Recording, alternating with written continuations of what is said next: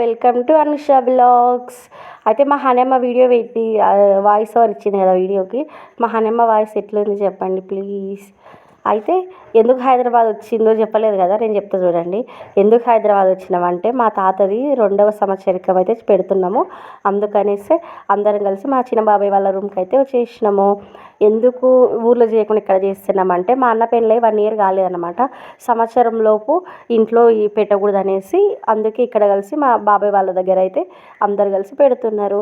ఇంకా పైన అయితే వంటలు అయితే చేస్తున్నారు. ఇదేమో కులస్తుల కాలు కడగడం అంటారు. కొంతమంది అంటే కొన్ని ఇండ్లలో మాత్రం ఇట్లాంటివి అయితే ఉంటాయి.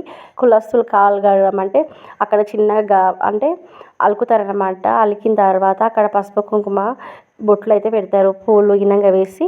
ఇంకా కులస్తులు అంటే వాళ్ళు లేరు కాబట్టి ఇక్కడ వాళ్ళ బదులు గంధం చెక్కను కడిగి దానికి బొట్లు అయితే పెడతారు. పెట్టి అందరైతే మొక్కుతారు.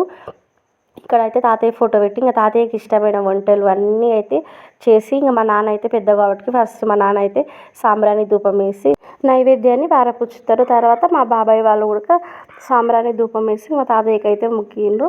ఇంకా అట్లాగే అందరం ఇంట్లో అందరం కలిసి మా తాతయ్యకి ఒక్కొక్కరం ధూపం వేసి మొక్కుతారనమాట. ఇది ఖచ్చితంగా నమ్మట, అంటే నమ్మకం అనమాట. మొక్కకున్నా కూడా అంటే బాగా ఇష్టమైన వాళ్ళు మొక్కకున్నా ఇట్లా తలుసుకోకున్నా కూడా కాకి ముట్టదు అనేసి అంటారు కదా. వాళ్ళు ఎవరి మీదనో పెట్టుకొని ముట్టలేదు అది ఇది అంటారు కదా. అందుకనేసి అందరైతే మిస్ కాకుండా అందరైతే వచ్చినాము. ఇంకా అందరం అయితే పూలు అంటే తాతయ్యకి పూలు ఇచ్చి ఇంకా తాతయ్యకి అయితే మొక్కినాము.